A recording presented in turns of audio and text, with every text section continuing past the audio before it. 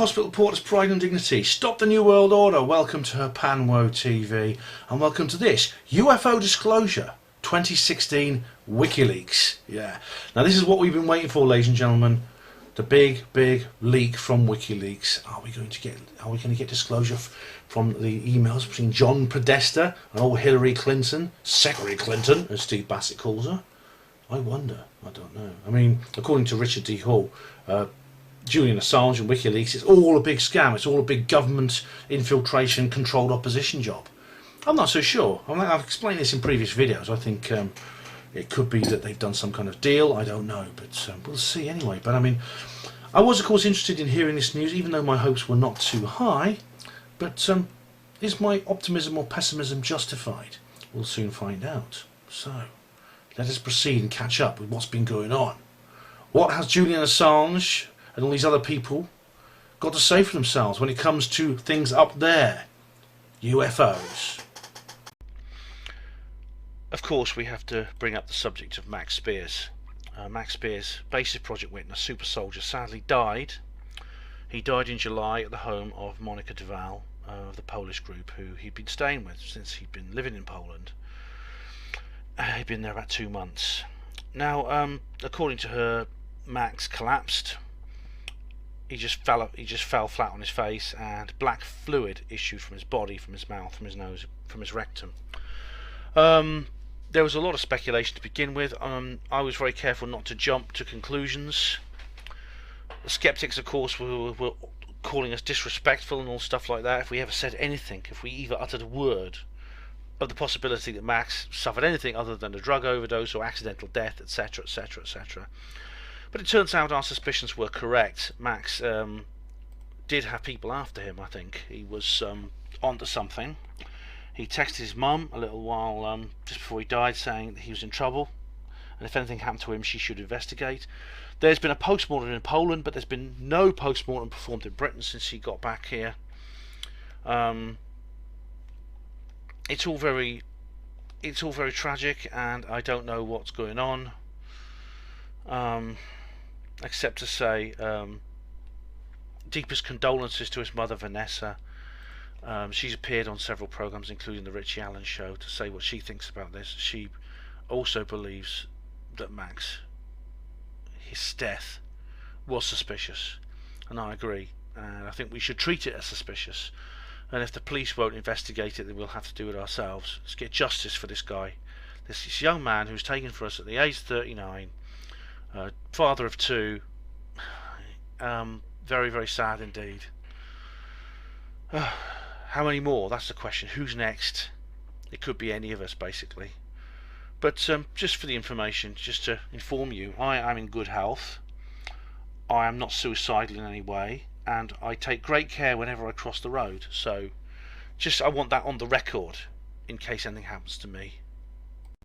Now, on May the 20th, this remarkable news item was published in the Daily Express. Yes, Barack Obama on the brink of revealing intelligent aliens visiting the Earth. Yeah, right. Well, it's Steve Bassett, executive director of the Paradigm Research Group, is the only registered alien disclosure lobbyist in the United States. Has been campaigning for the White House to come clean about what it really knows for the past 20 years. In an exclusive interview with Express.co.uk, the 69-year-old said why he's convinced 2016 will be the year of the world's most historic ever announcement. Blimey. There was an air of excitement about Mr. Bassett as he arrived at the Daily Express offices in London during a visit to the UK to gather international support. He was clutching a mock-up Daily Express front page, where he created with the words "You are not alone" over the face of an alien as its top story. That's quite amazing. Well, I mean, you never know. I mean, this is. I didn't know Steve was that old, actually. But basically, he does this. But I thought he was about sort of like 58 or something. But he's actually older. He's about 10 years. He's much older. But anyway, that must be all that tennis he plays. Anyway, he talks. He basically does a brief summary of his position to the Daily Express, and he's very keen on the situation at the moment. As you heard in the radio show I did with him, if you're a regular viewer, that John Podesta, who is currently the centre of a scandal at the moment, which we'll be talking about later, has spoken about the need to release top secret UFO files. Steve is convinced this is going to happen. It's going to happen before the presidential election on the 8th of November, so it's only a couple of weeks to go. So you never know. I mean, maybe this window of opportunity has not shut yet. We'll have to see anyway. But he talks about Hillary and the various things she said in various places about Area 51, which I talked about before. We'll see what happens anyway, but you never know. What happened next? That's the question. Well, the next news story came just 5 days later. This one, an MSN. Barack Obama will reveal alien and UFO details held by the US before he leaves office. Barack Obama is close to making a groundbreaking announcement regarding UFO and extraterrestrial activity before he leaves office, it has been reported. The US president is under pressure thanks to similar disclosure promises made by the campaign of Democratic candidate for Obama's replacement, Hillary Clinton. Stephen Bassett, executive director of the US-based Paradigm Research Group, believes there could be a massive announcement to come. As he said, David Cameron will, well, it'll be Theresa May now. Theresa May will follow suit immediately after. Blimey. So he goes on to say, this is the, sorry, I got the cough. It's just lingering. The most significant news story that has ever been broken. We are going to get disclosure this year. I'm not sure who will win the election, but I think Obama will be the disclosure president. He'll be looking at a Nobel Prize for making an announcement like that. I'm 85% sure Obama will make the announcement before he leaves offices. Within days, the Prime Minister of UK will follow. Blimey. He's always so sure, isn't he, Steve? I mean, it's all, whenever you ask him when disclosure's going to be, it's always about 3 months after the time you ask him. And he never gives up. He never gives up. His confidence knows no ends. One day I hope he'll be right. I mean, every time I listen to him and he says these things, I can't help believing him. But time's going on now. It's now the time of recording. It's now blimey, what date is it? It's Tuesday the 18th of October. So not long now. But wouldn't it be great though if I could get this video up online and we have disclosure the next day? Tell you what, it's a Friday evening coming up. I mean, you never know. Friday evening. Oh, blimey. And then this news story's come out as well. This came out on the June the 4th. Were the Roswell files destroyed? Clinton stonewalled over missing top secret UFO documents. Hillary Clinton's discovered that US government lost files relating to a mystery UFO crash. The presidential hopeful and campaign manager John Podesta tried to unearth the truth about the bizarre case, but were met with a wall of silence after the authorities claimed the files simply disappeared. Mr. Podesta, who once tweeted his greatest regret was not getting the disclosure of all top secret files held by the US government, revealed the pair tried to get to the bottom of the yet unidentified case. Well, I don't know. We'll have to see. Many UFO buffs believe it may have been concerned with the legendary Roswell case in New Mexico, July 1947. I hate the way they say UFO buffs. It sounds so patronising. Anyway, I mean, this is no surprise, really. We've heard things like this before. But I'll just give you... There's nothing I can do about the cough, I'm sorry. Steve also said this. He says, as the disclosure event draws closer, here are some things you can expect to see. Hoaxing. There's a trickster component. We do play hoaxes. Hoaxing around ET UFO issue has been constant, and the government propagated ridicule component of the truth embargo plays a significant role.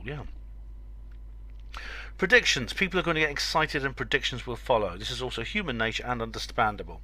Just keep in mind that most of these predictions will be arbitrary and wrong. Pot and kettle, Steve. Pot and kettle.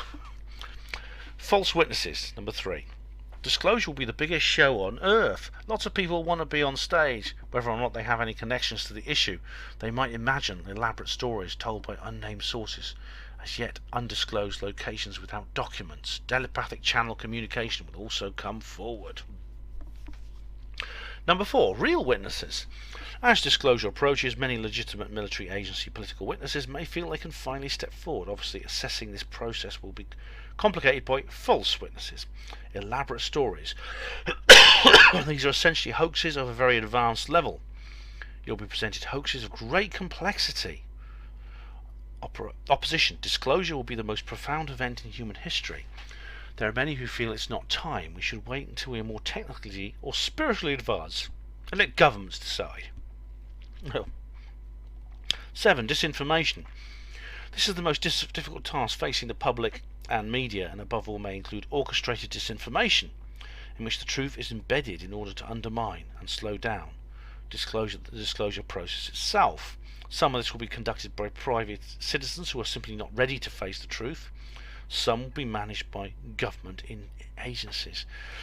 So that's true. I mean, I think we already see all these things now, to be honest. And I mean, the problem is, I mean, what Podesta and stuff like that. I mean, what part do they play in this? How much, honestly, are these guys going to know? How much is Hillary going to be told? It's not. It's like, I mean, there's another news. I won't read this out in detail, but there's Sunday Express talks about, will Cameron reveal the truth about aliens? Rare footage shows UK PM vow to open UK files. I've got a feeling that this is. I'm not going to show you a screenshot for this, but I've got a feeling this is the old thing with Richard D. Hall. And it is. Yeah, Richard D. Hall. Yeah, I've been through that before. Oh, of course, like he knows anything about it, you know. Theresa May, God knows what she knows. Who cares? Oh, it's a shambles. It's a real morass. I don't know what to make of it. And then guess what happens? This book comes out, the Clinton UFO storybook, E.T. Politics and the White House. It's by Grant Cameron, who's a guy I respect a lot. It's very interesting. Hillary and Bill looking very sort of like sedate there. Anyway, you can get it for $17.99 in America. I don't know what that is in our money, but it goes like this. Despite a multitude of differing views on UFOs, everyone can feel that big changes are on the horizon. Everyone sees things through their particular lens in the media, not only in America but worldwide. News reports of extraterrestrial phenomena are on the increase. Whether you refer to them as unidentified flying objects or unidentified aerial phenomena, it matters not. And he goes on to say, the President of the United States is the most powerful person in the world. No, he's not. He's got less power than you and me. He's a puppet. 13 of them have dealt with the modern UFO phenomenon. Bill and Hillary Clinton have been most open about their handling of the mystery. Bill said he was fascinated with the subject and has talked about it many times. Hillary has said she's very interested in the UFO subject, saying she doesn't believe all the witnesses could be making it up, and has gone on record as the first high-level politician to state that aliens must already be here. She has promised to disclose as many classified UFO files as she can on the subject if she becomes president. Well, this is interesting, and it goes on. This talks about interview with John Podesta in this book and stuff like that by Grant Cameron. Well, I've got a lot of respect for Grant Cameron, and I mean, it's interesting how these stories do come up. I mean, to go back to the previous article, Richard D. Hall talking about he did that interview with David Cameron. This is before Cameron even became Prime Minister. This was way back in 2004. Cameron was just sort of like campaigning, you know, he wasn't even Prime Minister just then. Hall stands up and challenges him in the auditorium. It was quite funny. And Cameron ums and ahs. I'm sure you've seen this little film, but it looks like that's come back to bite him. Well, at least he's out of office now, but it will be biting Theresa May. This particular news item also contains some information on Victor Viggiani from Canada, who's a bit like Grant Cameron and Steve Bassett. Sorry, my voice is going. In the Winnipeg Sun, UFO researchers seek government truth. There's no point. I'm not going to show you a screenshot of that, but basically, it just talks about something similar from Victor Viggiani's point of view. He does a lot of work with Nexus magazine, which I read regularly. Steve's also asking for funding as well, and I suppose if you can afford to pass him a few quid, it's a worthwhile cause, I would say. So interesting stuff. What's going to happen next? Right, well, this is an interesting thing. Chronology of Clinton team statements. What is extraordinary about this list of UFO ET related statements is that with one exception, all were made by members of the Clinton political team, dating back to the Rockefeller Initiative of 1993 and 1996, with the exception of Barack Obama, president, who's most likely on the board when he selected John Podesta to be co-chair of his post-election transition staff in November 2007. There's nothing equivalent in American history, with the exception of Webster Hubble, All have been involved in national politics at the highest level until the present time. Now, I don't recognise all these people. I know, of course, Podesta at the top middle, I know. And there's the Clintons and Obama at the bottom. The guy on the top right looks a bit like Terry Wogan. The bloke on the top left, I don't know, he looks like he's got an orange in his mouth. I don't know who that is. Anyway, Webster Hubbell, former Attorney General, during the first term of the Clinton administration, reveals President Clinton asked him to look into the UFO issue at the Department of Justice in his book Friends in High Places of 1997. Like Ryan from Belfast. Yeah, that's interesting. Steve talked about that. John Podesta, Governor Bill Richardson, Congressman and Secretary of Energy at the UN Ambassador during Clinton administration, and UN Ambassador, challenged the Air Force's explanation for the 1947 Roswell, New Mexico event. Blimey. And there's a whole list of other things where, including stuff we'd already talked about, where Clinton appears on Jimmy Kimmel, Bill Clinton, Hillary does as well, things like that. So that's very interesting indeed. We'll see if anything comes of it. And then, of course, now we come forward into July. And World Disclosure Day. Yes, World Disclosure Day. It's not just about lights in the sky, it's about lies on the ground. Now, I didn't do anything to mark World Disclosure Day. I'm sorry about that. I was going to, but I didn't. I just was just too... just too busy. As regular viewers will know, I did a program. I did actually a Panmo TV show a couple of years ago where I did a demonstration with Heidi and Miles Johnston outside the Science Museum in London to celebrate World Disclosure Day. We had a great time. It was a great video.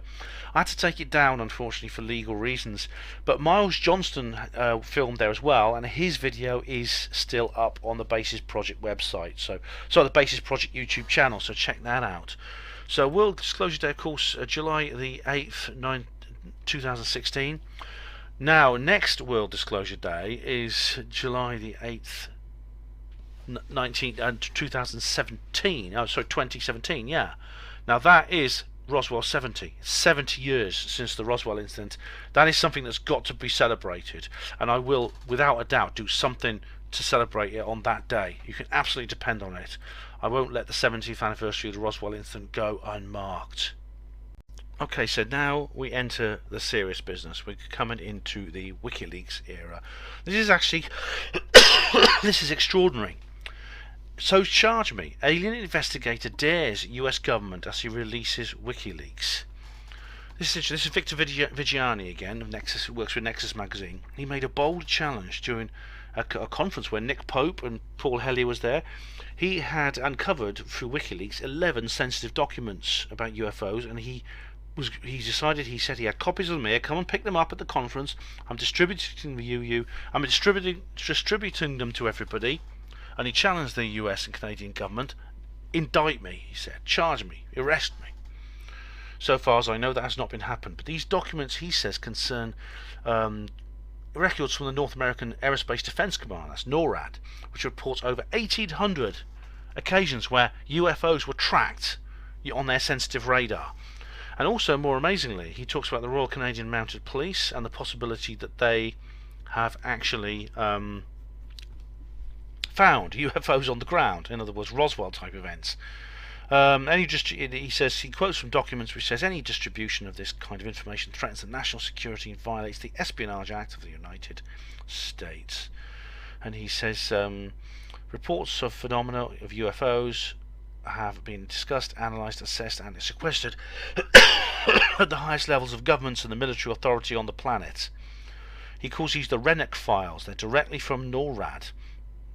He says that UFOs being intercepted by aircraft, being fighter jets and things like that. I've encountered them. He says, I'm releasing these to the public.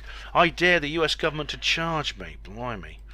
See, this is what it takes. It takes balls. You have to just get out there and say it, and damn the consequences. I mean, that's difficult, but well, it's the only way. This does take courage. You won't break this. Nothing ventured, nothing gained.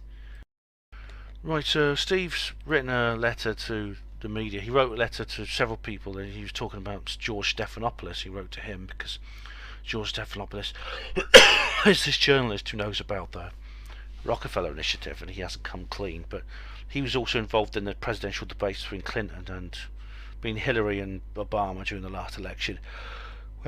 Oh, excuse me. Yawning. Sorry. I'm sorry, mate. I'm coughing or yawning. Hillary was running in the primaries. He's written to Lester Holt, the moderator of the new presidential debates between Hillary and Donald Trump, or Hillary, or Secretary Clinton, as Steve calls her. And he says this: in the coming weeks, she will be moderating 3 presidential debates between Secretary Hillary Clinton and Donald Trump. Under the rules of the Commission on Presidential Debates, the DNC, RNC, and the Commission cannot influence and will not know the questions you plan to ask the candidates. Therefore, you and you alone stand between those who seek the most powerful office in the country and the people's right to know. Many journalists, politicians, and activists have complained about the questions being directed at the candidates in dozens of previous debates and forums. A wide range of significant subjects are ignored, while great attention is paid to matters both trivial and even prurient.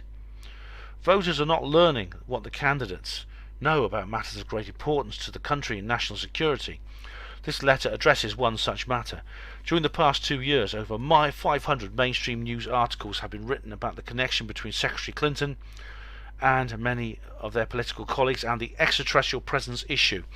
The connection centers on events that took place between March of 1993 and October of 1996, called the Rockefeller Initiative, funded by Lawrence Rockefeller to convince President Clinton to release all the relevant files and grant amnesty to witnesses who might come forward with important information.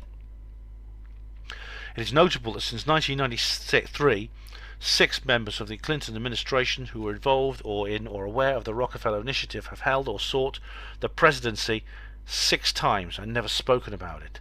For reasons unknown, the media chose not to report this extraordinary engagement by the Clinton White House, but that changed in February 2015. Publications have been written about this connection since February 2015, with one exception beginning in January of 2015. Many reporters have contacted the Clinton campaign, including co-chairman John Podesta, about the Clinton E.T. Rockefeller Initiative connection and received no response. The exception, Daniel Oberhaus of Vice, received an evasive and limited response from Mr. Podesta. As a result of this media pressure, since February of 2015, John Podesta, Secretary Clinton, President Clinton, and Barack Obama have made numerous written and spoken statements about the extraterrestrial issue, without any mention of the Rockefeller Initiative. These statements follow other related comments by John Podesta in 2002 and 2003, and President Clinton in 2005 and 2014, and generated hundreds of articles worldwide. The engagement of the Clinton White House with the extraterrestrial issue is one of the most important political stories in history. Yet it was not covered by the press until February 2015.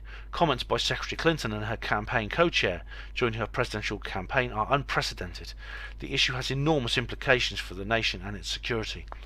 Remarkably, despite the hundreds of print articles about the Clinton ET connection, no network moderator of the 9 Democratic debates and 10 forums asked a single question about this connection.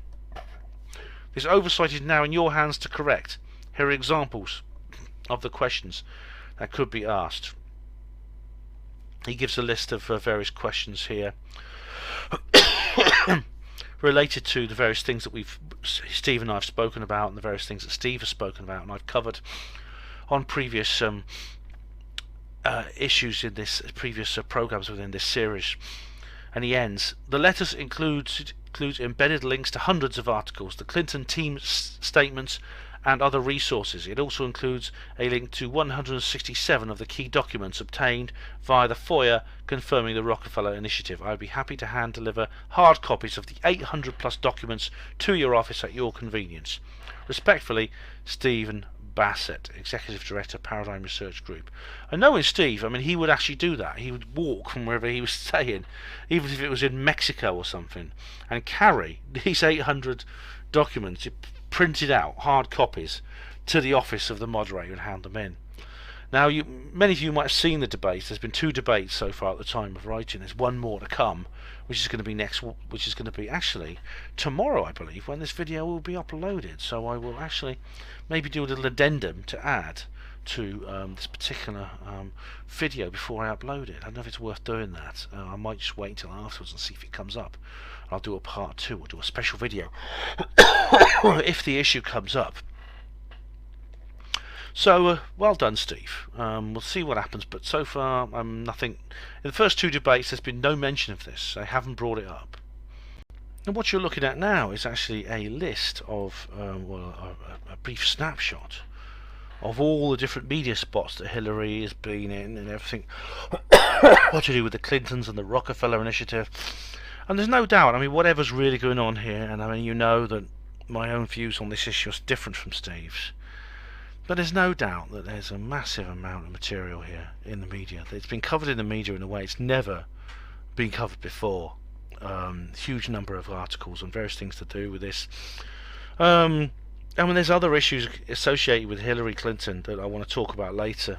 But I mean, I'll say also I'm going to do another video about Hillary and things like that. Steve is right. There does seem to be a tidal shift in the way the media is covering this. And like I said, I've said before, the media, they can't control everything. They can't just dictate everything. They can't. If a piece of information is out there and it's going to get out there, even within the mainstream media, there's limits to what can be covered up. So you never know. You never know. I mean, I'd love, like I said, I've said it before, I've said it again.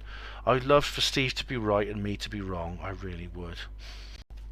Right, now we come to the moment you've been waiting for and I've been waiting for. The Podesta emails from Wikileaks. Yes, now the first batch was released on my birthday, October the 13th. And there's some very, very interesting things here.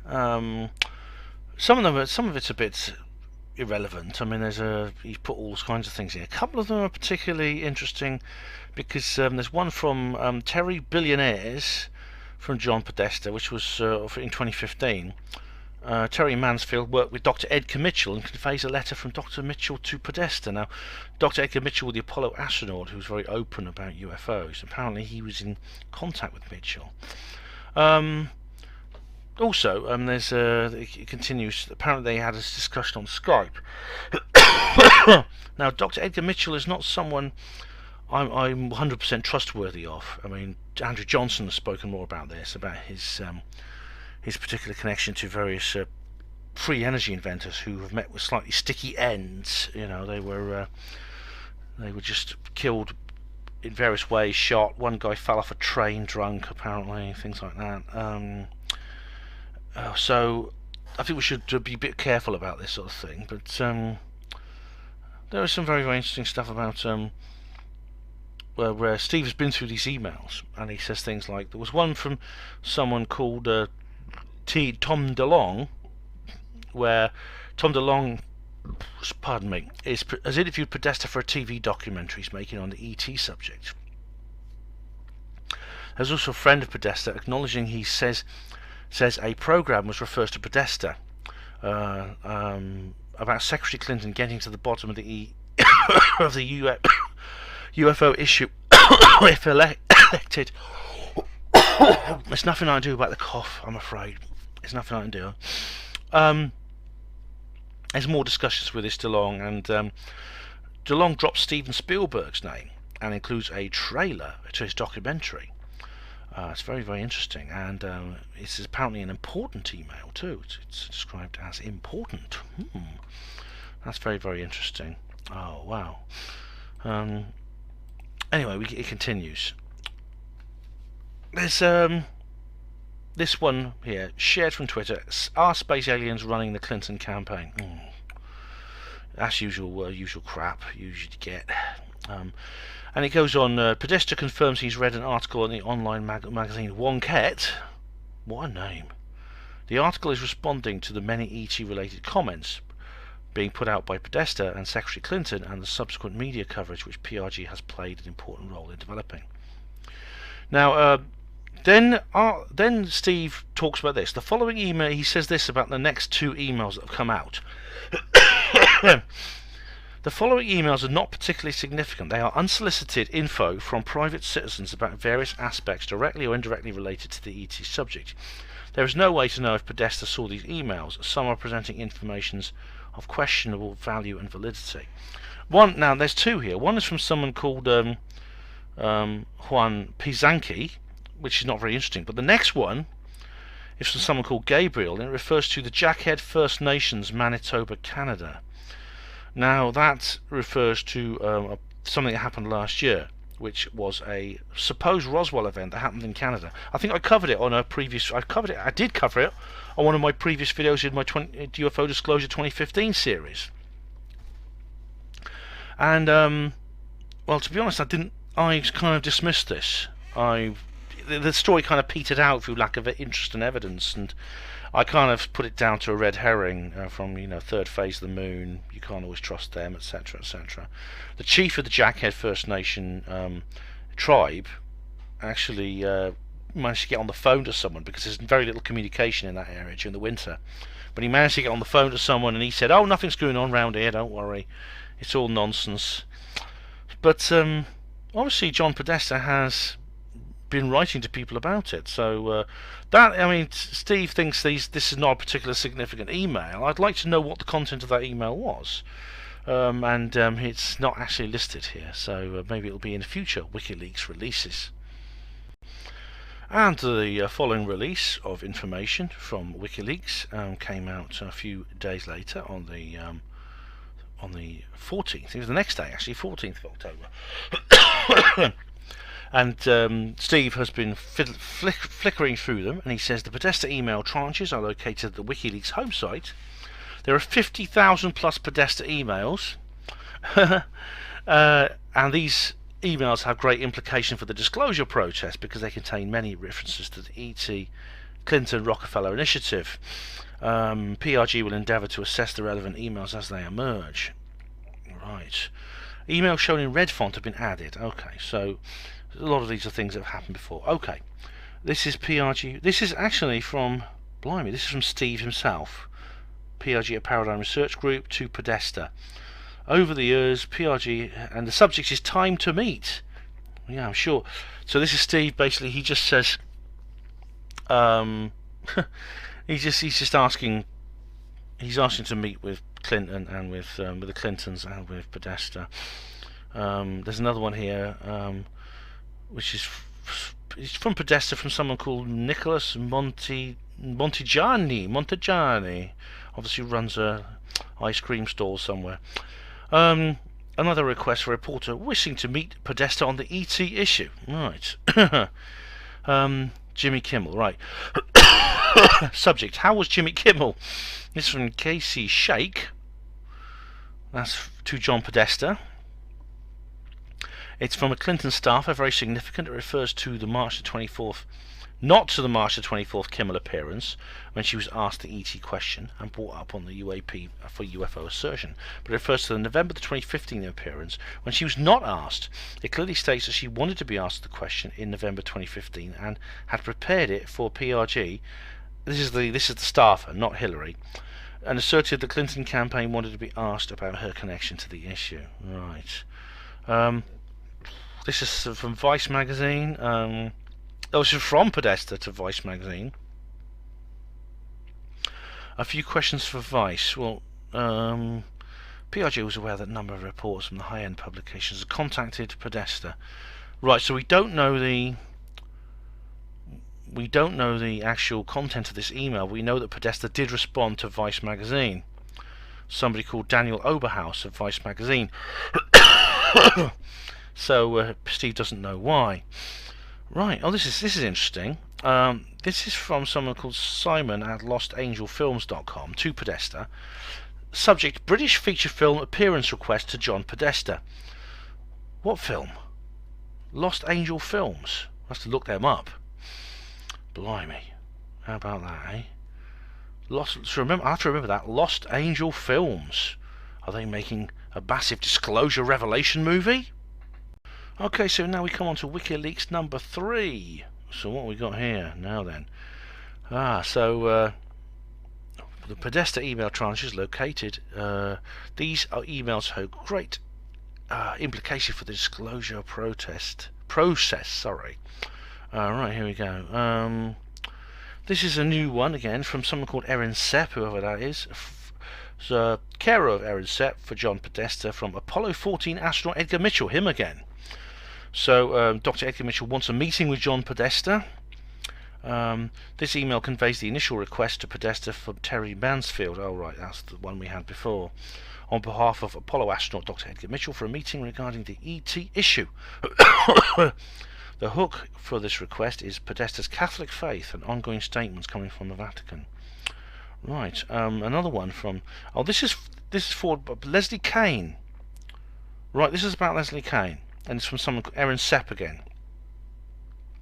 This email from Podesta conveys to Podesta an email from the former research director of the Coalition for the Freedom of Information, Leslie Kane. Leslie Kane, author of General's Official Government Officials Go on the Record, I think it's called, about UFO. Very, very good book. She's the researcher, very no-nonsense, nuts and bolts researcher. Indicates a cooperation with the New York Times on an ET-related op-ed that was not properly published. The email is sent 2 days after Podesta's February 13th, 2005 tweet. An op-ed in the New York Times, like the one mentioned, would have been very significant. It'd be interesting to know why it was not published. Well, I've got a few views on that myself, why something like that would not be published. You can probably guess what they are. More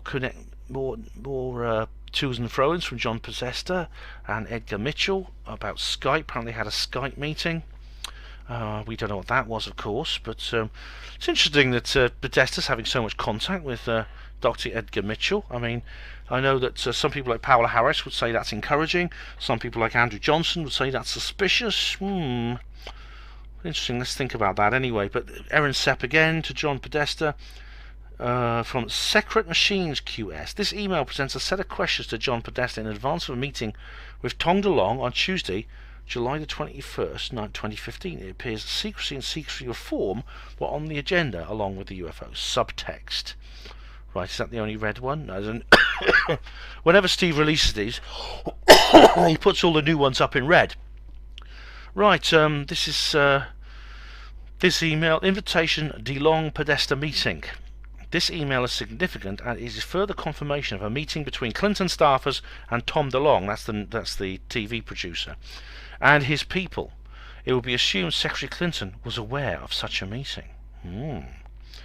Right, this is from DeLonge again to Podesta. Subject General McGasland. What a name.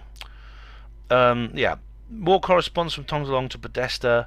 This email draws Podesta's attention to an important article by George Knapp. Oh, we know George Knapp, yeah. And there's more which are not particularly significant. Oh, yeah. More from Juan Pisansky, whoever that is. Another email with contents we don't know about the... from Horst Leskow, whoever that is. I don't know who that is, so I can't really say any more about it. And now we have a news story about it. This is from the Washington Times on October the 16th. Here we go, yeah. Leaked Podesta emails encourage UFO buffs seeking declassification in a Clinton administration. Oh, God. UFO buffs again. If the truth is out there, John Podesta's private email may provide a roadmap to find it. It's no secret that the Hillary Clinton campaign chairman is a UFO buff. But the recent Wikileaks dump of Mr. Podesta's hacked account sheds new light on how deeply interested he is in extraterrestrial conspiracy theories. The patronising language these bastards use. It just gives a summary of various things. I'll just skim it. They do mention the discussions between Podesta and Mitchell. Very interesting. Roswell, New Mexico, Area 51, Mutual UFO Network, blah blah blah. Oh God, this is pathetic. It really is.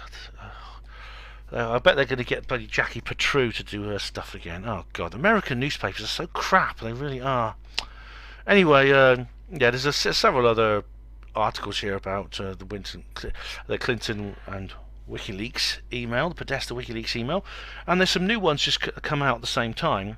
More from Erin Sepp, referring to another meeting between Dr. Edgar Mitchell and Podesta. This is one from the 2014. So it seems they were talking an awful lot during the last few years.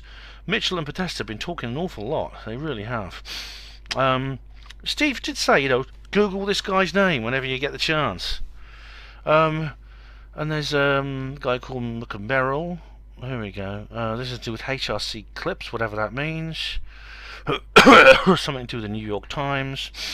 I don't know what that means. Tom DeLong again. Advisors. It seems like he's very serious about the media at the moment. I mean, it seems that Podesta is being set up to become maybe something of a media star. But this email relates to DeLong's interaction with Podesta, notable as it claims interest from a Lockheed Skunk Works employee. Wow. Rolling Stone magazine from Tom DeLong. Tom DeLong is seeking help from Podesta in rolling out his book and documentary revealing what DeLong claims to be learning from secret meetings with Pentagon officials on the ET subject. Tom DeLong, now that's a name I'm going to Google, definitely. More from Juan Pisansky. This is in the not particularly significant folder. Oh, and it goes on like this. Another one from Horst Leskow. And that completes the emails. I mean, there's nothing really explosive in the WikiLeaks emails between Podesta and these various correspondents, which to me indicates that probably he just doesn't know as much as Steve has given him credit for. Probably Steve knows an awful lot more.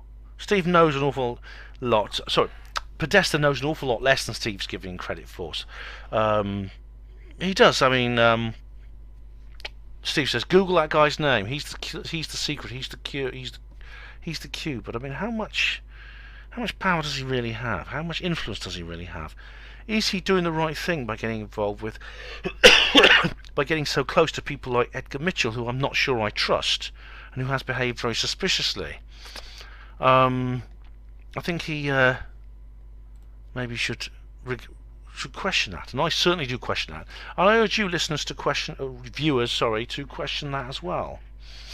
Now, since I went through Steve's emails and the newsletter that Steve sends, the Paradigm Research Group Red Round Robins that come out about once a week or so, I decided to Google Lost Angel Films, and guess what? It turned out to be Simon Sharman's company. Simon Sharman has been a guest on the Hapanwo show on Hapanwo Radio. I'm sure you ever listened to that as well as watched these videos. And he's done a film called Cosmic Whistleblowers, which is very, very interesting. And he's obviously working on a new movie, and he wanted John Podesta's help. So that's quite something. That's quite interesting. So I didn't actually know who he was talking about when Steve was talking about this guy, but it is Simon Sharman. It's a shame, that you guys who watch my YouTube channel, you tend not to listen to Hapanwo Radio and vice versa. I know there's a bit of crossover, but I find there's different groups of people who read the Hapanwo blog articles and listen to Hapanwo Radio and watch YouTube. I mean, you should try just some of my other multimedia output and just see what you think of that. Right, just to let you know, I spoke at the Swansea UFO Network again, and there is a video online of that. All you have to do is go to the Hapanwo Voice blog. That's hapanwo-voice.blogspot.com. Just Google Swansea and you'll find it, and you'll be able to watch the video of me talking about UFOs. Hope you find that interesting. I do bring up some of the disclosure and exopolitical elements to that speech. It was very good. I want to thank Swansea UFO Network for having me. It was a lovely, lovely day. Now this is a remarkable piece of journalistic prowess. It appeared in the Daily Express back in August, and it said, "The Warminster thing has the UK's biggest mass UFO sighting case finally been solved. It has perplexed the nation for more than 50 years, but the mysterious case of the Warminster thing may finally have been solved." And it goes on to talk about, here we go, the Wiltshire town is plagued by a series of mysterious UFO sightings from the 1960s onwards. Destination Noise 1965. This phenomenon then became known as the Warminster thing. There's a public meeting held in the town hall, as you know if you watch regularly. But a UK Ministry of Defence investigation into flying saucers says they may have inadvertently solved what's going on in Warminster all those years ago. Express can now reveal. During the Warminster sightings, many motorists in the area had reported their cars failing after seeing orbits as light or spheres, or hearing strange noises, or having a vivid experience. Right, since it goes on to describe some issues. Now, so although the MOD carried out in the 1990s, but not made public until 2006, was looking at UFO sightings just generally, it addressed claims of them affecting people's vehicles. and buried in a report available to view at the National Archives is detail that shed lights on event at Warminster. Wow. Yes. Investigators concluded that meteors not fully burning up in Earth's atmosphere could trigger all the events people experienced in Warminster, including seeing strange lights, cars failing, and psychological effects. The report described them as buoyant plasmas formed from meteors not fully burning up in the atmosphere. The report says... oh, dearie me. Alright, bizarrely, the report said the presence of these plasmas could cause malfunction in vehicles, engines and radio, cause psychological effects in the witness's brain, vivid but mainly incorrect recollections of events, extended memory retention and repeat experiences. Right, let's just take this apart, shall we? Let's take this apart. Now, the first interesting thing about this article is it has a link in it. Not just a link, it's actually embedded my video, UFO Disclosure 2015 Warminster 50, which is, I think, was very interesting and very nice of them. Thanks for the free publicity, Daily Express, even though you're talking excrement. Yeah, this is very interesting. Buoyant plasmas. There's no real explanation for what these buoyant plasmas are. What they describe them as is, as I said, meteors hitting the Earth's atmosphere, creating an electromagnetic effect. But I'm surprised, because it takes a very strong magnetic field to interfere with the moving parts of a car engine enough to stop it. So how close did these meteors get to the car? Now, I don't know, because I looked up a little...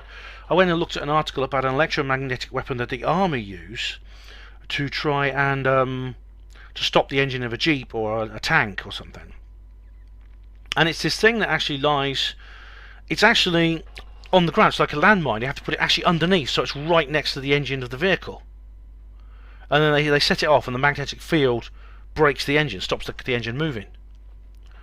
Meteors burning up in the Earth's atmosphere are usually, if they don't burn up completely, how close do they have to get to the car before they create these buoyant plasmas that damage the engines? So,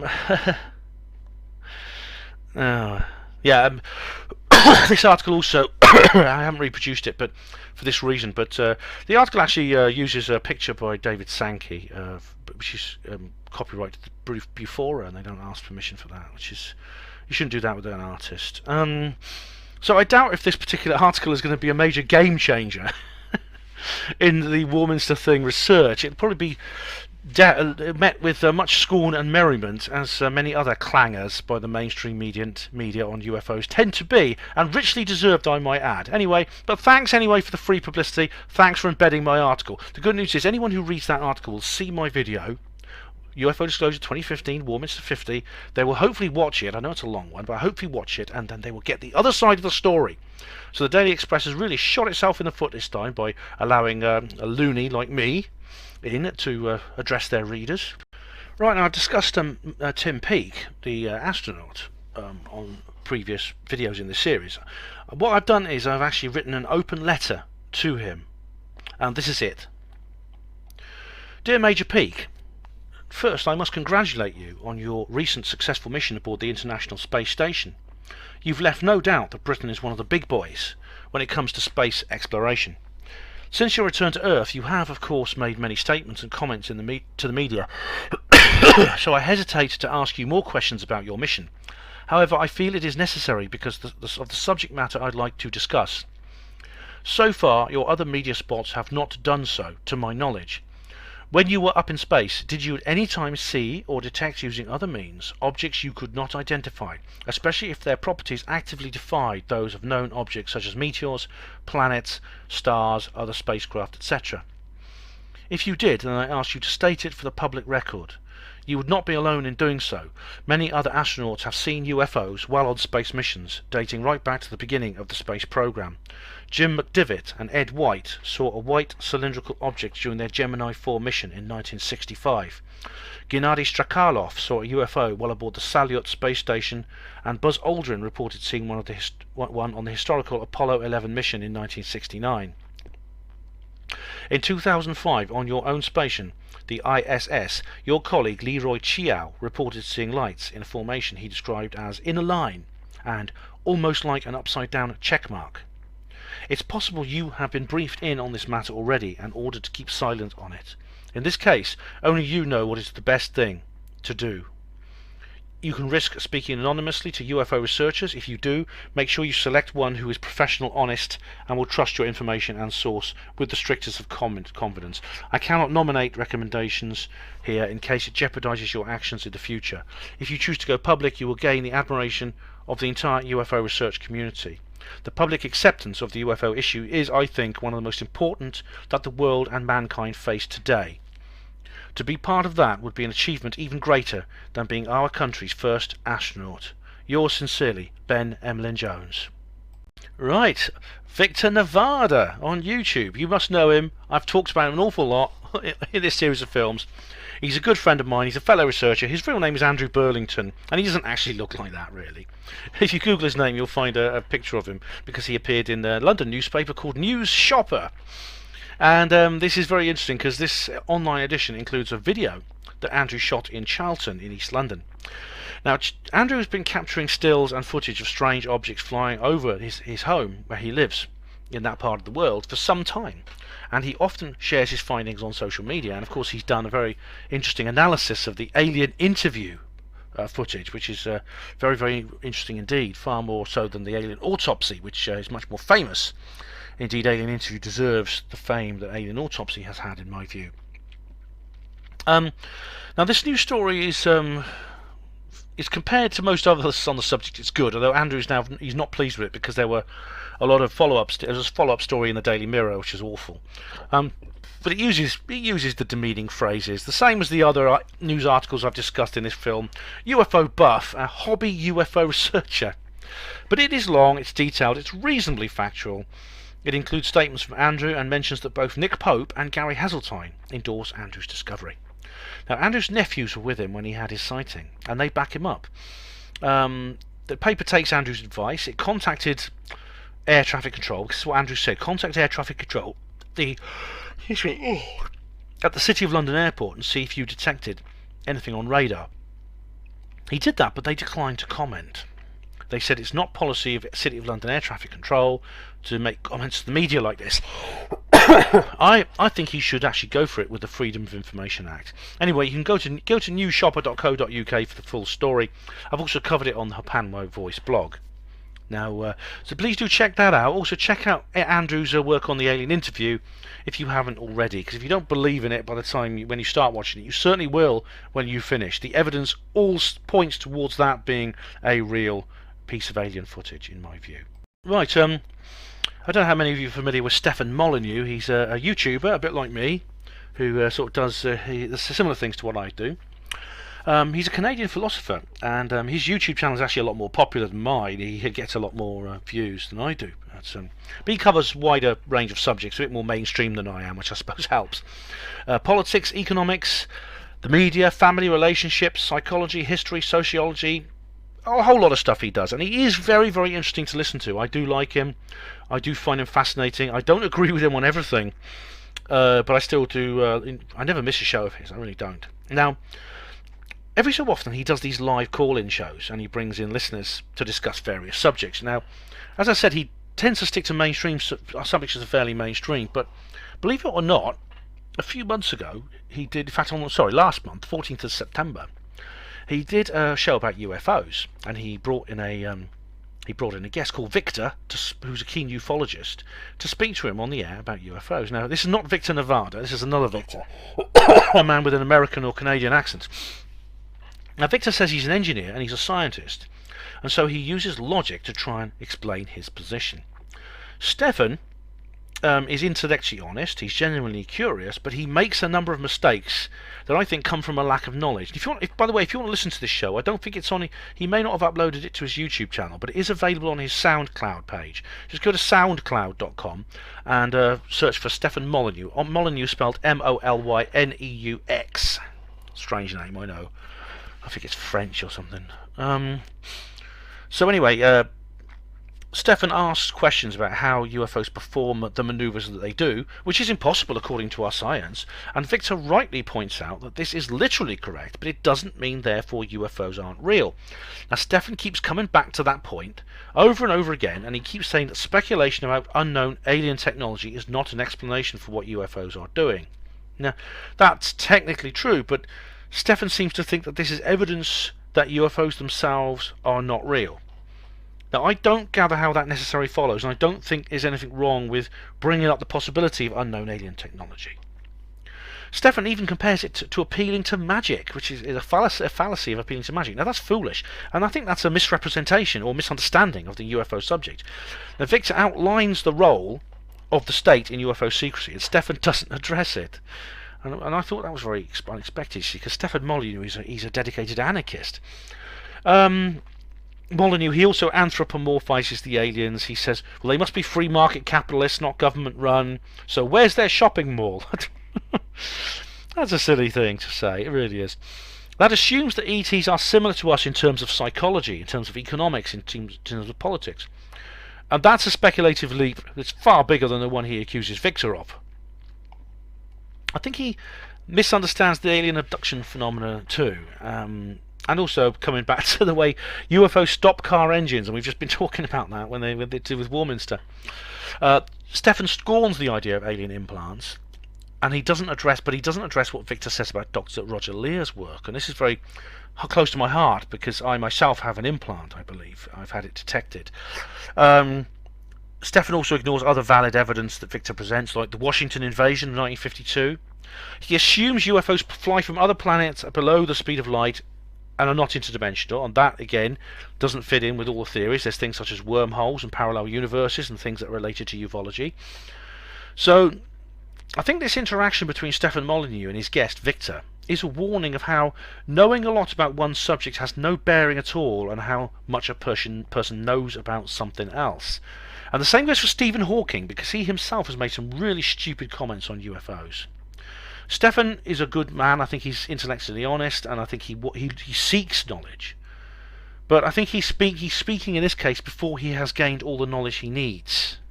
That's a polite way of putting it. But I mean, I don't want to be nasty to him because he's a nice guy and I think he means well. So thanks, Stefan and Victor, for that very interesting radio show. You can get it on soundcloud.com. Right, now this is a bit like that business in Canada I brought up last year, the Jackhead Indian Reservation thing. It's turning into something that is becoming rather confusing, and I suspect is not real. But there was a report, I could be wrong. There are reports of a new UFO crash retrieval taking place in Belfast, Northern Ireland. And this was actually a group of alleged emails sent to the Secure Team YouTube channel. But I've heard the same from an independent source at the Probe conference I went to a couple of weeks ago. And this person has contacts in the Stormont government. The event began with bright lights being seen all over the city, and this is a city with a population of almost 500,000 people. There was an explosion, and a few minutes later police vans appeared and several roads were closed. The illustration of the YouTube video shows a roadblock, and there's said to be military vehicles in that area, including a low-bed lorry of the type used to carry heavy loads on the road. Apparently all Wi-Fi phone lines and mobile signals were cut off for at least 300 yards around the location, and the police were said to be using metal detectors. There was no cover story anywhere in the media. I checked every media source. There's nothing about a light aircraft crash, no mention of weather balloons, no leak of toxic chemicals, etc, etc, etc. I got nothing from Googling UFO Belfast crash. Some people are disputing the event. They think it might have come out of confusion over a political street protest in the Ardoyne district in the city at the same time. Now, street protests are very common in Northern Ireland, so people should be used to them and they should know the difference. But we should be cautious after that, a bit of a debacle last year with that case in Canada, which floundered due to lack of information. It's probably not real. At the same time, the supposed location is far more populous and accessible. Belfast is a big city, like I say. Now, some people doubt that it's possible to successfully suppress an occurrence like this, a crash retrieval in an urban, built-up area. But I do wonder, because it was done to great effect in Virginia in 1996, in Nottinghamshire in 1987. I've talked about this before. The lack of a cover story does not mean that the case is closed yet. A local contact said there was a D-notice issued by the media. But the authorities seem to have limited foreknowledge again. We've seen this before. We've seen it in Nottinghamshire at Bedouin Mountains. I wonder if this nonsense about Kim Kardashian being threatened and robbed at gunpoint, I don't think that was true. I think that was a contrived event. It was a piece of noise. But if it was a piece of noise, what signal was it meant to drown out? I mean, I do think the Kim Kardashian robbery was fake. Maybe something to do with Wikileaks or various other stories that broke at that time. They didn't want it on the front page. I don't know. Now, since I first wrote about this, I found out that apparently the alleged crash, happened near the Santander Bank in Belfast, which is on Upper Newtownards Road, which is near the city centre. Now, that is really quite remarkable. I don't know quite what to make of this, but it's in a very busy location indeed. You can actually Google it, go to Google Earth. You'll see it's at a big junction, a crossroads in the middle of the city. But again, I mean, when people say, oh, it couldn't possibly be covered up there, too many people would know about it. I mean, I don't know. I mean, it's a big subject, but groupthink is very, very powerful. And I was watching Adam Curtis's new video, which is called Hypernormalization. Now, I've done an entire review of that program on Her Pan My Voice, so check that out. But I do wonder, it's best not to underestimate the ability the psychological manipulators have when it comes to making us think the way they want to think, and remember things that aren't true and forget things which are true. Well, ladies and gentlemen, this is hot off the press. This is something I've added to the film after I'd done all the others. What's being hidden? The promised UFO X-Files being sent back to the MOD for censorship. This is in the Daily Express.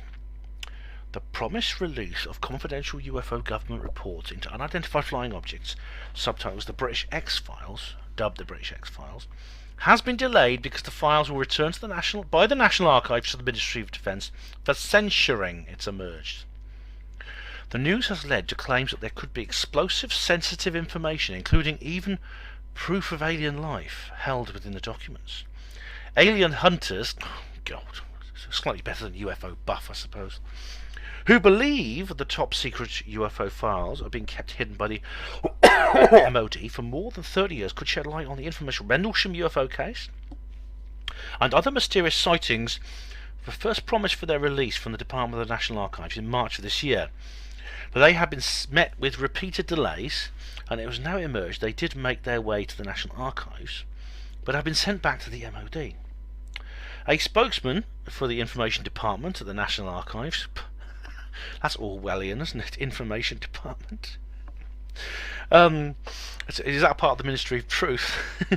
In London, told a German paranormal and science news blog, Gewissenswissenschaft aktuell, in an email. The National Archives and the Ministry of Defence have agreed a timetable for the release of these records, which would have made the records available for the public and the National Archives this autumn. We'll see Brexit first.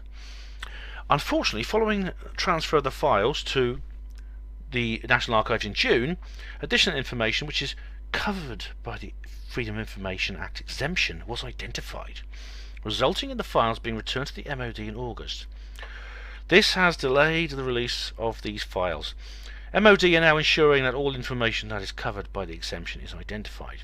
The National Archives will meet in November to look at anything that might be removed before considering publication, which will not be there before next spring. Nick Pope, of course, Nick Pope. You can't have a news story like this without Nick Pope, can you? Who used to investigate the existence of UFOs at the MOD, said the UK UFO files should contain some fascinating sightings and was shocked by this development. He said, for the MOD to send these UFO files to the National Archives, only for them to be sent back to the MOD, is unprecedented. I worked on the MOD's UFO project, wrote many of the documents that have already been released, and made the official announcement that started the entire release project, and yet even I don't know what's going on here. Bear in mind that for years the MOD told Parliament, the media and the public that this subject was of very limited interest and of no defence significance. Yet suddenly these files are being treated with the same sort of sensitivity you'd expect to see if they contained Britain's nuclear secrets. All this is taking place in the run-up to the US presidential election, with Wikileaks revelations showing that discussions about UFOs have taken place at the highest political level in America. The whole situation is like something out of the X-Files. Well, that's quite a remarkable thing for Nick to say. This has led to a number of cover-up conspiracy theories. Alright. UFO enthusiast, oh god, UFO enthusiast, David Domkowski, I think that's how you pronounce it. They probably chose someone with a name like that deliberately. He says, what are they hiding or trying to whitewash on Facebook?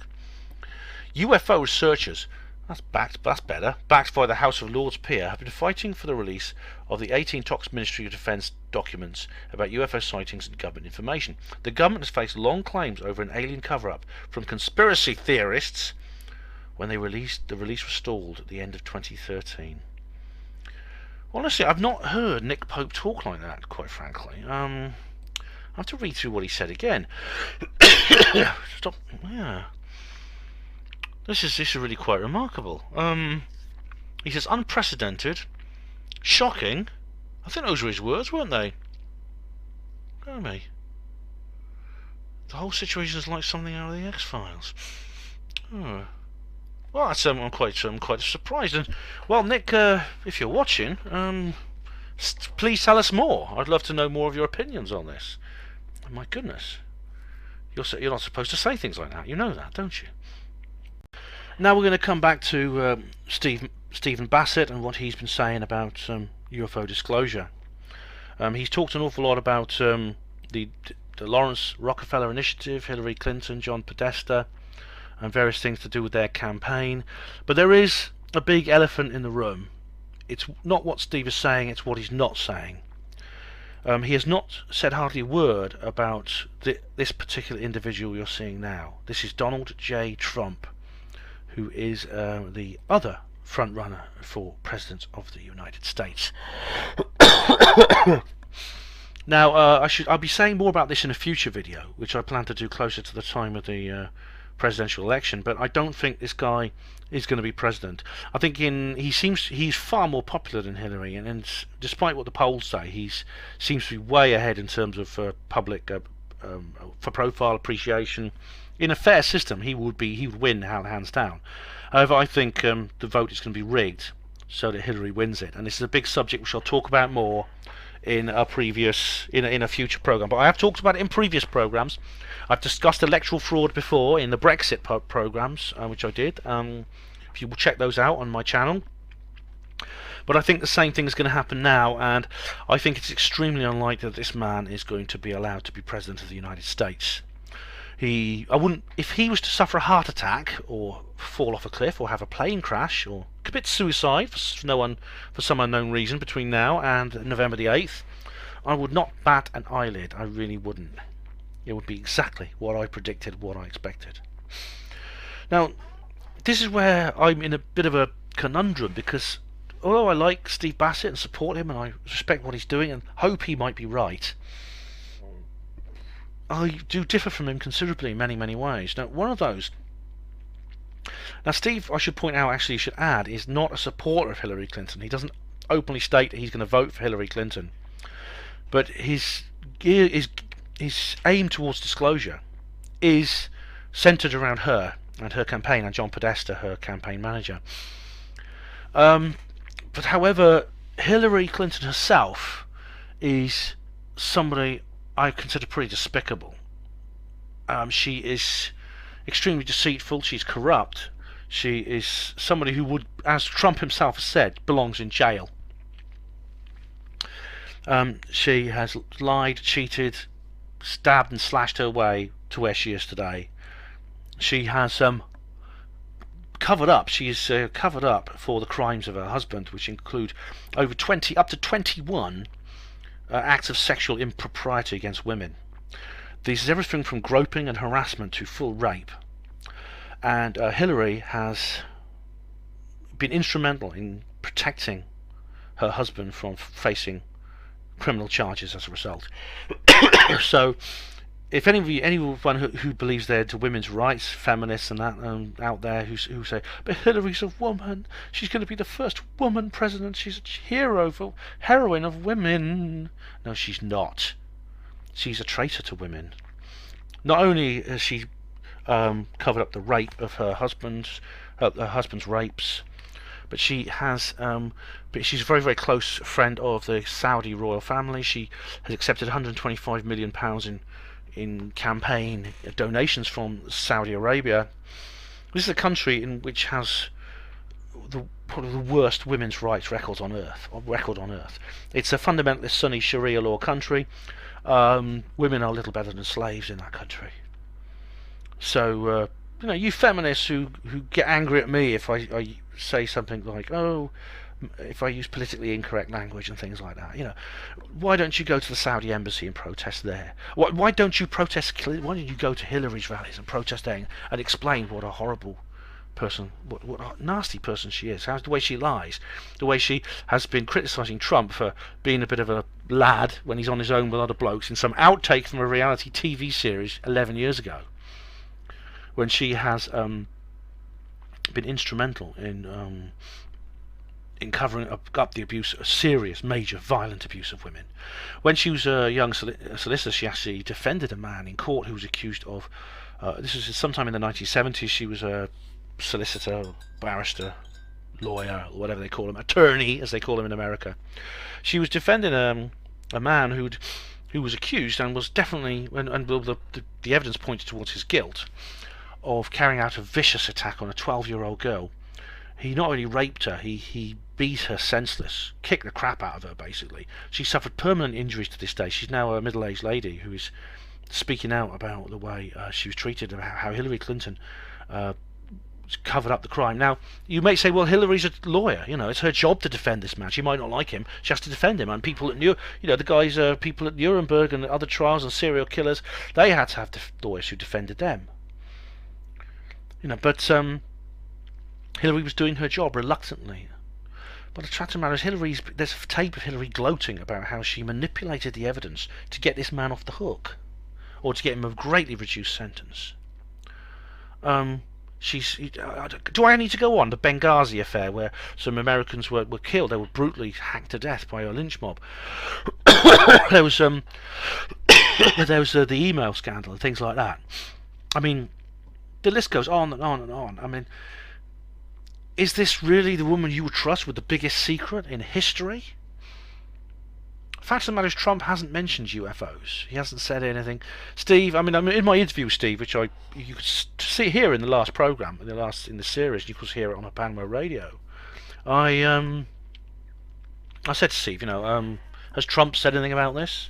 And he says, no, not a word. Same with Bernie Sanders. Bernie Sanders is now out of the race. Although Bernie Sanders was actually manipulated out of it by Hillary. Hillary rigged it. She rigged the votes so that Bernie Sanders was dropped. So she's going to do the same again. But Bernie Sanders hasn't said a word about it either. So he's out of it now anyway. Stupid old sod. He went and endorsed Hillary after she cheated to get him out. Bloody two-faced git. Sorry. So honestly, you cannot. I don't know what Steve has not mentioned this really. He doesn't go into this. I mean, he focuses on a lot of the Rockefeller initiative. He also believes that Hillary will not be the disclosure president. He thinks Obama is going to be the disclosure president, and that this is all going to come out before the election. Right. Well, how long have we got to the election now? We've got less than 3 weeks till the election. I mean, if Obama's going to disclose, he better get his move on. Now, Steve always said disclosure would be a Friday evening. Right, well, today is Wednesday. It's Wednesday the 19th of October. Tomorrow is Thursday. It's Friday the 21st of October. It's great. Well, I'm off to the Paraforce conference in Nottingham. So please do, by the way, please come and see me at the Paraforce conference if you can this weekend in Nottingham. Just go to paraforce.co.uk. I'm speaking there. Oh, no. So I'm a bit hoarse because of this cough, my voice. But that could be disclosure that day. Or it could be Friday the 28th. Or it could be Friday the 4th of November. That's the last Friday. There's just 3 more Fridays before the US presidential election. So if Obama is going to do disclosure, he better get his skates on. If he does, well, you can be sure there will be. I was going to say this is going to be the last instalment of the UFO Disclosure 2016 series before the US presidential election. But obviously, if we have disclosure, there will be another instalment. Anyway, I'm going to I'm going to go on and do the comments, and you can answer your comments now. And this is going to be the end of the this particular update on all the news and events in this series. So stay tuned to the comments, and my replies to the comments on the last UFO Disclosure 2016 video are coming up now. Well, of course, I want to say a big thank you to everyone, as always, who has commented on my video, UFO Disclosure 2016 Probe. This is going to be the last of my specialist UFO Disclosure 2016 comments replies videos, or sections in the video, because from now on I'm doing comments reply videos specially anyway. So what I'll do is I'll just include the videos, UFO Disclosure videos, with all the other videos and reply to them all together on one comments reply video, if that makes any sense. Anyway, first of all, I've got to say thank you to everyone who's bought this. This is my book, Roswell Rising, a novel of disclosure by Ben Emlyn Jones, available from all good bookshops and from Amazon and various other places. I've had a bit of feedback from my first wave of readers, and many people have said that the print is a little bit too small. Now, I deliberately chose to make the print like this in order to save money. As you can see, it's only £9. Okay, so it's a cheap book. So I did hope to kind of like make it a budget book which everyone can read. It's actually a longer book than it looks like because of the small print in it. It's actually just these 295 pages. But based on the feedback, I am actually going to bring out another book, which it's not going to be a new edition as such. It's just going to be this. I might iron out a couple of typos, but it's going to be basically the same story, no change in the story at all, but in a bigger book. I'm going to make the print slightly bigger because I've got the print at 9.5 points at the moment on a 10-point bed. I'm going to increase that to like about 11 points on 12-point bed, which is the bed is the space between the lines and the points are the size of the text.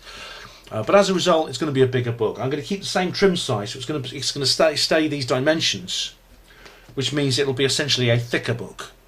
The print will be bigger. The downside of that is going to cost more. I won't be able to sell it for £9. I'll have to sell it for maybe £1 or £2 more expensive, more than that. Okay, so if you want your copy of Roswell Rising for £9 and you don't mind small print, then buy your copy now, because in a couple of weeks it won't be available anymore. You'll have to buy the more expensive copy with the bigger text. If, on the other hand, you're one of these people who don't like small print and you're one of these people who complain to me about it, then stay put, wait a couple of weeks, and you'll be able to order it in its new bigger print size. What I'll do is keep your eye on the Ben's Bookcase blog. That's hapanwell-bb.blogspot.com. I will put up a notice as soon as the bigger print book is available. So, comments. Thank you for all your comments, ladies and gentlemen. I know we're going back 4 months here. But I mean, I will give you a little bit of a comment reply to everyone who said anything about the last video. Dioffler, of course, said, "Stop the New World Order. When do we get out the bottles of champagne?" Right. Well, my disclosure champagne remains safely in its place under my bed, and well, it's there waiting. I mean, if I can reach it within a moment's notice, if the news breaks. You know, it won't be long. I won't chill it. I'll just drink it as it is. So you never know. It's there when it's necessary. But we'll see what happens. I hear the sounds of aliens chattering. Oh, that's my hamster. Seriously, I don't have a hamster, Dioffler. It's people in the room. Now Dioffler says up here, remove the New World Order. Okay, it's the same thing. John Charles and Dioffler have a little bit of a discussion now. John Charles says, "You're in the New World Order. It'll get us in the end. It always does." Well, John, don't give up yet, mate. Don't give up. Dioffler and John Charles have a bit of a debate here, which is good-natured and quite funny. But in the end, John Charles blocks Dioffler. That's a shame. Jam Noise 72, one of my favourite YouTubers. Yeah, so I want to know what this. Right, NWA. Okay. NWA is a hip-hop group. Apparently, this is a question I asked in the last video. Apparently it stands for niggers with attitude. Sorry about that, using the word. That's just a quote. It's called niggers with attitude. I wouldn't call someone that a nigger. That's rude. I would never say that to a black person. But that's just what they call themselves in this particular band. So that's their name. Anyway, great video, bro. Really enjoyed that. Thank you. Kiss, kiss. Thank you, Soul Sister. Keep up the good work with the chemtrails videos and all the other things you do, because you're wonderful. Please do check out her YouTube channel, Jam Noise, JAMNOISE 72. Right, Closum, hi Closum, hello again. Epic video, Ben, and nice you gave a little tour of Blackpool for us, who's never been there, but it's funny how much it looks like the Danish coastline. And I'm looking forward to hearing your reply when the MOD release some more of the Rendlesham files. I think it's funny that there are so many witnesses, but the government deny that anything happened. Cheers, Ben, and excuse the bad English spelling. Thanks, Closum. Closum lives in Denmark, and I didn't know there's any places like Blackpool, the coastline of Blackpool in Denmark, but I'm a bit hoarse because of my cough. Thanks, Closum.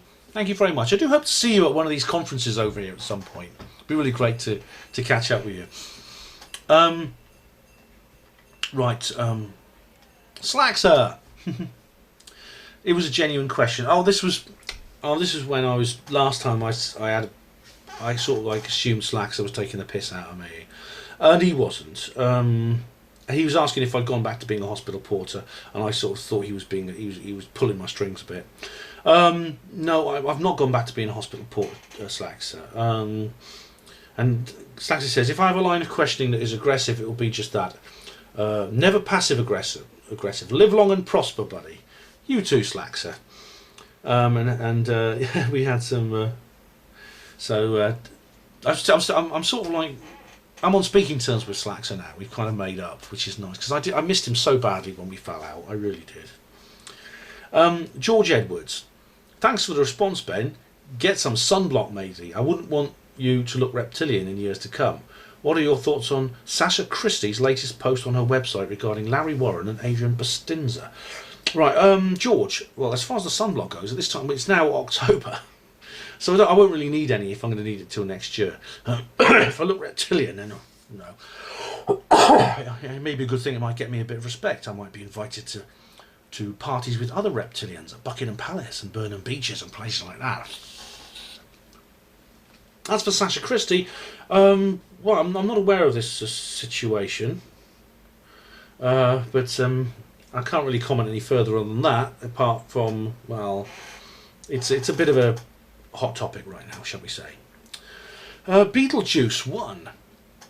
I don't think aliens would use radio signals. They would probably communicate at a psychic level, and have more than likely found ways of boosting psychic waves over long distances.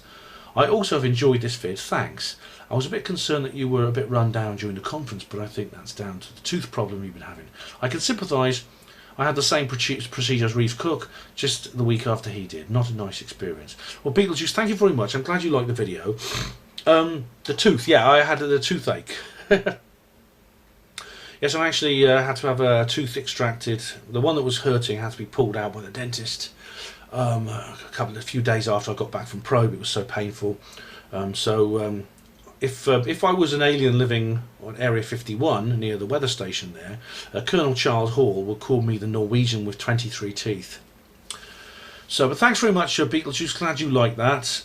Zylomet Outland, a pleasure to watch this, Ben. Thank you. You're welcome, Zylomet. Adam, fantastical book reader. Oh, yes, one of my favourite and most regular commenters. This sort of video upload is my favourite. Well, I'm glad, Adam, and I hope you like the new one that's coming now, which you're watching now. Stephen Bamber. Haha, that's David Boyle. That David Boyle impression was funny. Did I do a David Boyle impression? It's so long ago since I made that video. Lol. It's a bit strange, but you said you've been chipped. I got told green aliens were involved.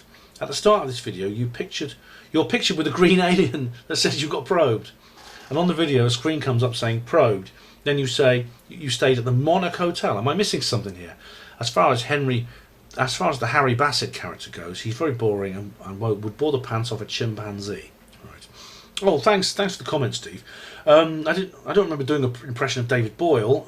I hope it was a good one. But I had the green aliens. I was doused after I got scanned, and she said, "Oh, green aliens were involved in this chipping." And it's funny, yeah. The picture is actually that's the alien that goes round. I know who's actually inside that suit, but I can't tell you. It's a big probe secret. You'll have to go along to the conference to find out. Yes, I stay at the Monarch Hotel.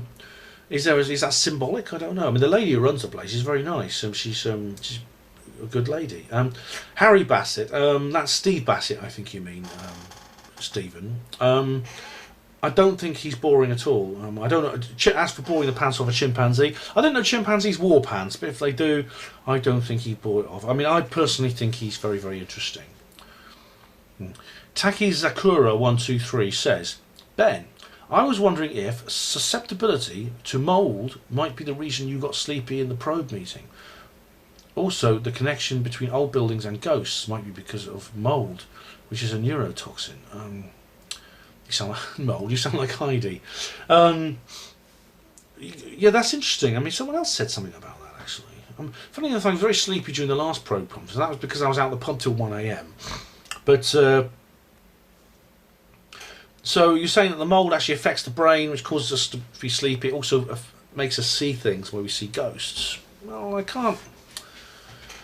you can't rule it out, as Nick Pope would say. It's a big subject. I'm not sure, to be honest. Worm Spleen Stone Hobbit. What a name. That bottle of plonk is ageing, and still no one wants to address Stephen Bassett's anomalous eye movements, or the owl association with the National Press Club disclosure narrative. Alright, so this is Stephen Bassett was... I've seen this. Now, the bottle of plonk I think you mean is my disclosure champagne. Yeah, maybe. Bassett's anomalous eye movements. Are you saying he's like a reptilian or something? And the owl association with the National Press Club disclosure narrative. I don't know. What's this? Richard Casaro, uncovering the secret owl. What's this? This is a website. Oh right. Right. Oh, we're going. Yeah, we're going on to Moloch and things like that, and the Bohemian Grove, and I don't know what this has got to do with UFO disclosure. I'm scrolling down. I'm waiting for it. The National Press Club owl. Yeah, there is an owl on the seal of the National Press Club, next to what looks like an Aladdin's lamp on top of a book, and there's the Capitol building behind it. And is that a fasci? Maybe that's not a book. Maybe that's actually a fasci. I don't know. I don't know what to make of that. I'm afraid. Worm spleen. But I'm not ready to address it, if that's what you mean. Right. Tiberius Kirk, cheers Ben. Hi Tiberius. The Cockmeister. At the 70-minute mark, when you go back early to your hotel, you've got to remember you've been up early and also walked a kind of distance once you arrived in Blackpool. Could be a fitness issue. Could be because you ain't a spring chicken anymore, Ben. No harm in turning in before midnight, mucker. Oh, cheers. Cheers, mate. Thanks for... well, I do try to keep myself fit, because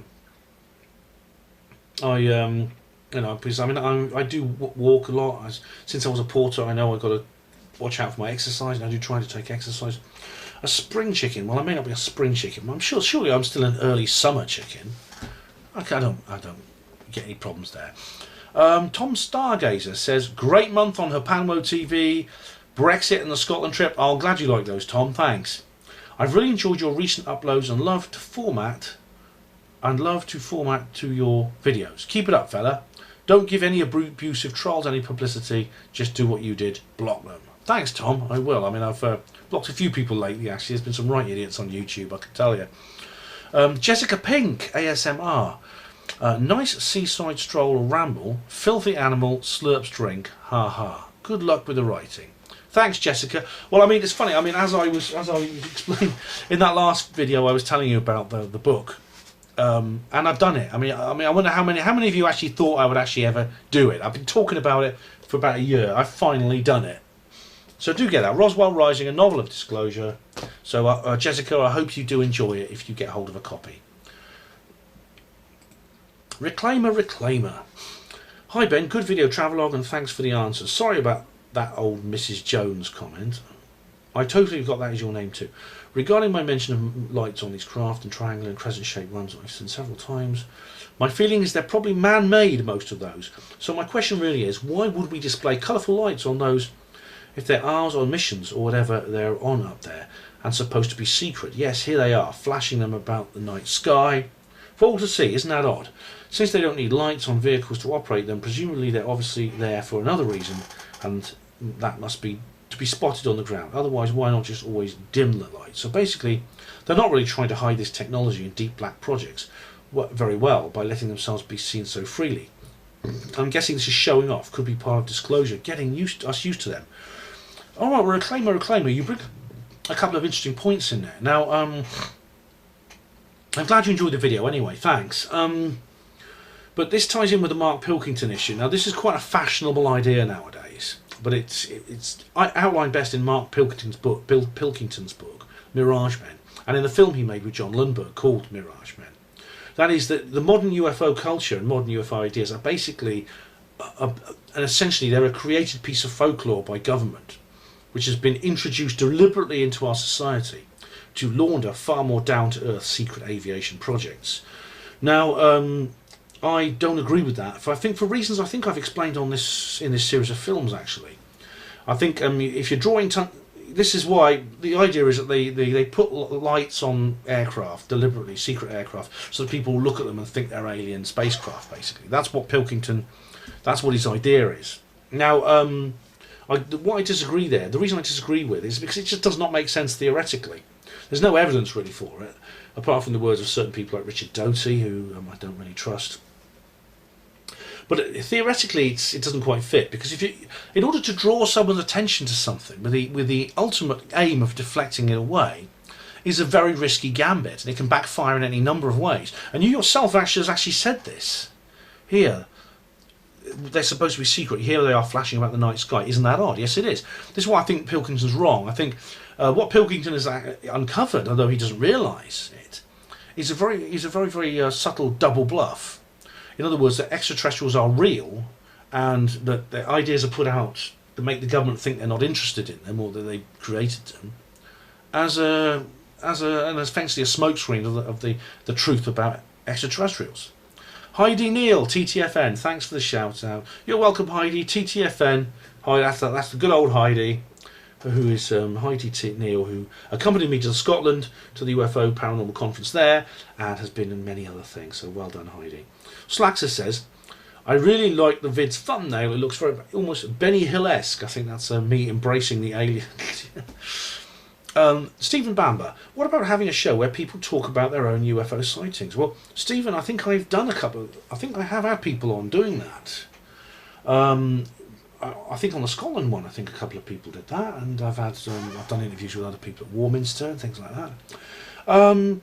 But obviously, I will. That's a very interesting subject matter when it comes to making videos. So, if I make videos in future, and there are the possibility of having people talking about the UFO sightings, I will definitely do that. I'll definitely have that as a part of it. Mrs. Louis Fire, or Lewis, sorry, Mrs. Lewis Fine, or Mr. Lewis Fine, sorry. Don't worry, you will never repeat yourself. Take care. Thanks, Mr. Lewis Fine. I don't know. I mean, I do kind of run the risk maybe of jumping the shark. But if you want me to make more videos about Probe, I will make some at some point. I'll just see how it goes. I want them to be original, though. I want them each one to be different.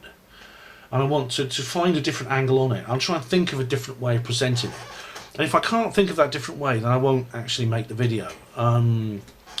So that's not to say I won't make any more Probe videos, but I'll just see how it goes. I'll think about how it goes and how I can make it work in an original manner. Interesting, I did record some audio at the last Probe conference, it's just gone, and I played it on Hapanmo Radio. I did a special Hapanmo Radio, so I actually had audio recorded at the Probe conference in Hapanmo Radio. So thanks for all those comments, guys, and we'll see what happens in the next couple of weeks. As I said, it's just a few more weeks until the US presidential election. So if Obama is going to be the disclosure president, he better get a move on.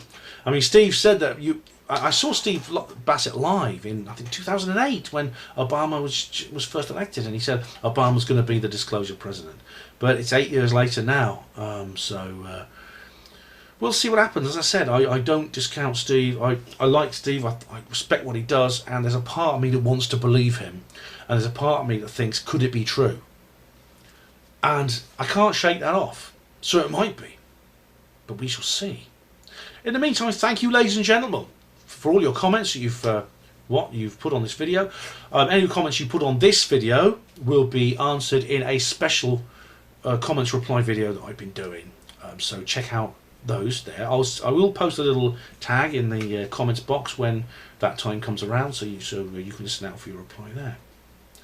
Anyway, whatever you're doing, disclosure or no disclosure, have a nice weekend and have a nice few weeks. Get drunk at the night of the presidential election. And as for Donald Trump,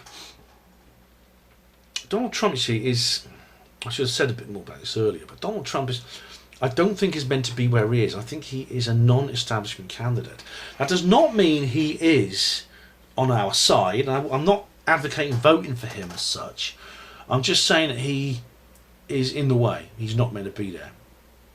I'll be saying more about this in a future video because I'm going to do a special video about this. But I think if somehow Trump were to win, which I don't think he will, it would mean there was a major upheaval in the powers that be and what they have planned, which I think would make disclosure far more likely.